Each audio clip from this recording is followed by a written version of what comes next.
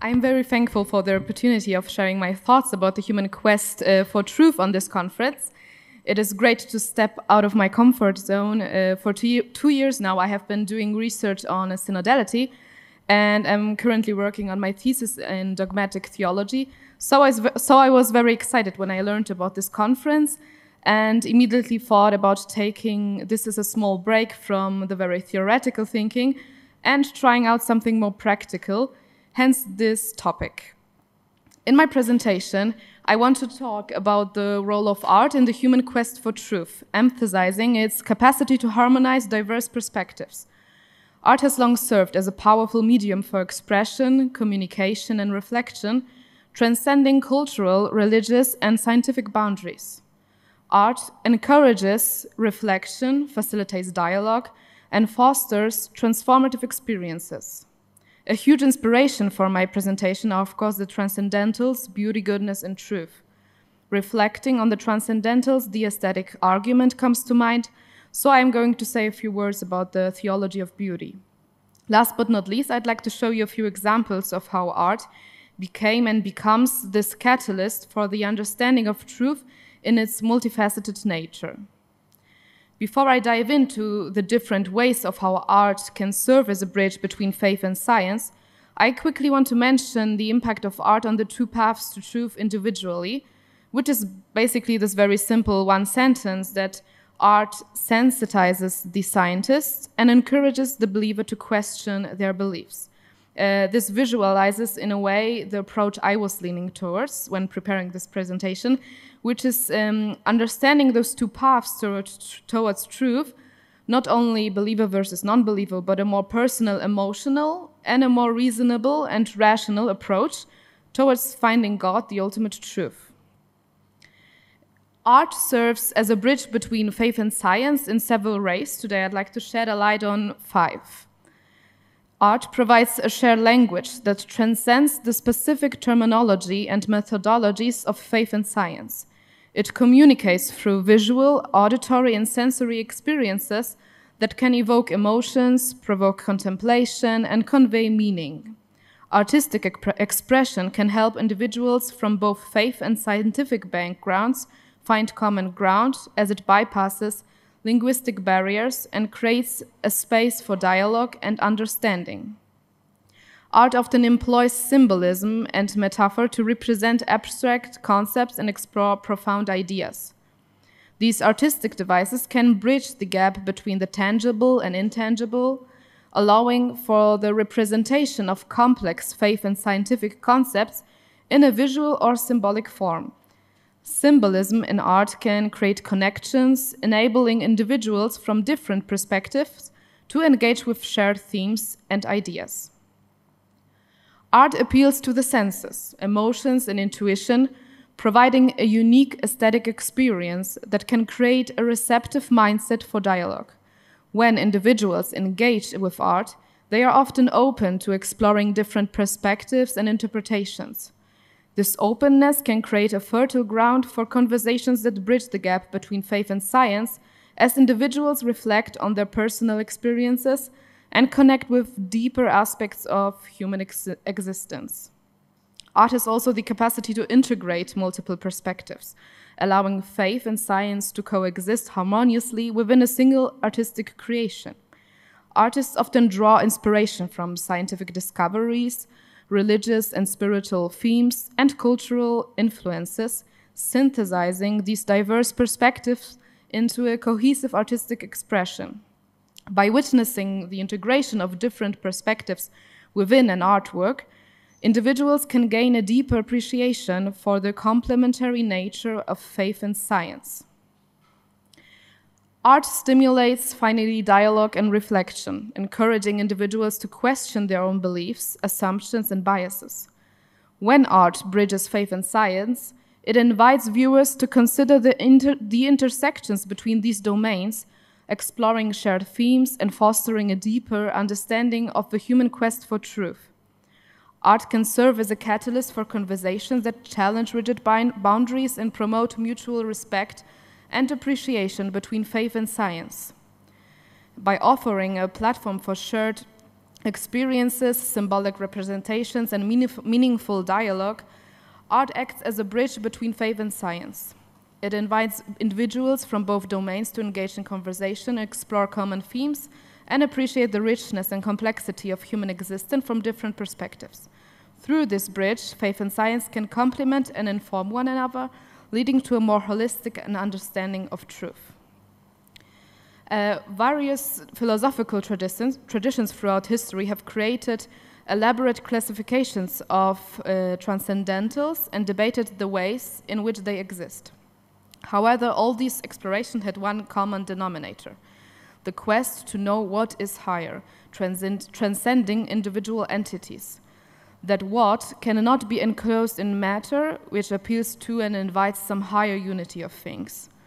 The most popular triad of transcendentals, which has taken firm root even in colloquial thinking, is truth, goodness, and beauty. After talking about how art becomes this bridge between faith and science, and I now want to show you how beauty, and ultimately art, can serve as the bridge between faith and reason on the Christian path to truth. Beauty is defined in the sense of the ancient principle proclaiming the inseparable triunity of good, truth, and beauty, as we know at the Platonic triad. Hans Urs von Balthasar, in his work Herrlichkeit, has critiqued the theology of recent centuries for its lack of an aesthetic dimension, and has shown a systematic theology by basing his thoughts on the category of beauty. In his theological aesthetics, beauty is the thrilling manifestation of God's magnificence in the world, which is ultimately and most fully revealed in the cross of Jesus Christ. When truth and goodness, via veritatis and via bonitatis, alone seem too weak to draw us today towards God, the task of developing via pulchritudinis becomes all the more timely.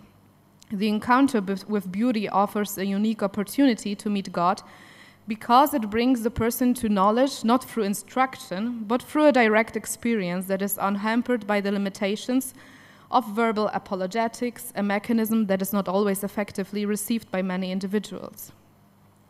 As Joseph Ratzinger put it, being struck and overcome by the beauty of Christ is a more real, more profound knowledge than mere rational deduction. Of course, we must not underrate the importance of theological reflection, of exact and precise theological thought. It remains absolutely necessary. But to move from here to disdain or to reject the impact produced by the response of the heart in the encounter with beauty as a true form of knowledge would impoverish us and dry up our faith and our theology. We must rediscover this form of knowledge. It is a pressing need of our time. I would also like to quote the concluding document of the Plenary Assembly in 2006, the Via Pulchritudinis, Privileged Pathway for Evangelization and Dialogue.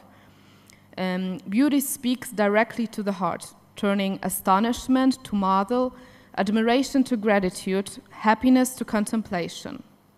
Thereby, it creates a fertile terrain to listen and dialogue with men, engaging the whole man, spirit and heart, intelligence and reason, creative capacity and imagination.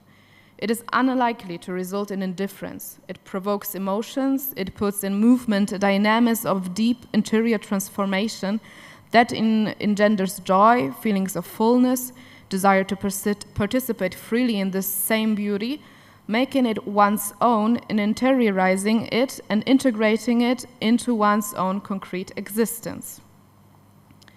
Beauty can be discovered and experienced everywhere, and although transcendentals pervade every area of life, art allows one to discover and experience them in a very unique way. So, as a conclusion, I had the idea of showing you some examples of art becoming a catalyst for the exploration and understanding of truth, but rather than just picking some pieces and discussing or analyzing them, I chose to show you a project that I organized together with some friends from the academic ministry at the Dominican Monastery in Wrocław. 2 years ago, we celebrated 50 years of our academic ministry, and one of the events was an exhibition. The topic was Transcendentals, and although a lot of us, me included, were very skeptical whether this project would succeed, because of the idea was to gather artists from different backgrounds, not only the church. It turned out to be an enriching experience for all participants. We had many artists, not only Christians, reaching out to us with their work, and what was really special and unique was the fact that we could create this space, a common ground for people of different backgrounds, even beliefs, to meet and engage, united by the search for the transcendentals. The art pieces didn't whitewash the dilemma of searching for the transcendentals at all. On the contrary, in a very personal and authentic way, they revealed precisely the difficulty of searching for truth, goodness, and beauty. The artists have really gone to the depths, searching for what is good, what is beautiful, what is true, and the fruits of the search were presented in a personal and unique way. This way, we had an amazing opportunity to see such beautiful diversity in this exhibition. Another very positive surprise was that we were able to showcase the pieces outside in the center of Wrocław, where a lot of people passed by. And really a lot of very random people stopped, took a small break from their day to look at the pieces and question the meaning behind them. So what I hoped to show you in my presentation was that in an increasingly interconnected world, art serves as a powerful tool for promoting empathy, dialogue, and collective growth, ultimately contributing to a more harmonious and inclusive pursuit of truth. Thank you.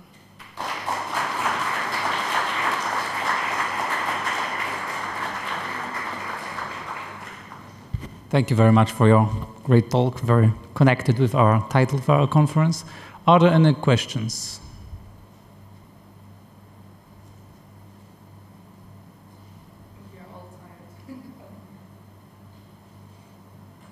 Maybe I just a very short one. What do you think are other ways of using art than just making the exhibition or putting the arts outside of the priory in the city? What could be other ways of using this good features of art to harmonizing diverse perspectives of science and faith? I think today, when thinking about the different approaches to doing research, to finding truth, what is truth, we don't really have many spaces to meet with people from different backgrounds. And I think it's very difficult for some people who are maybe on a more, let's say, not fundamental, but maybe more extreme way of their thinking. And it's really hard to maybe come to one another. So art really gives us the opportunity to meet on a ground that is very, that really gives us an opportunity to meet on a ground that is not neutral. Yeah, neutral. That was the word I was looking. Thank you.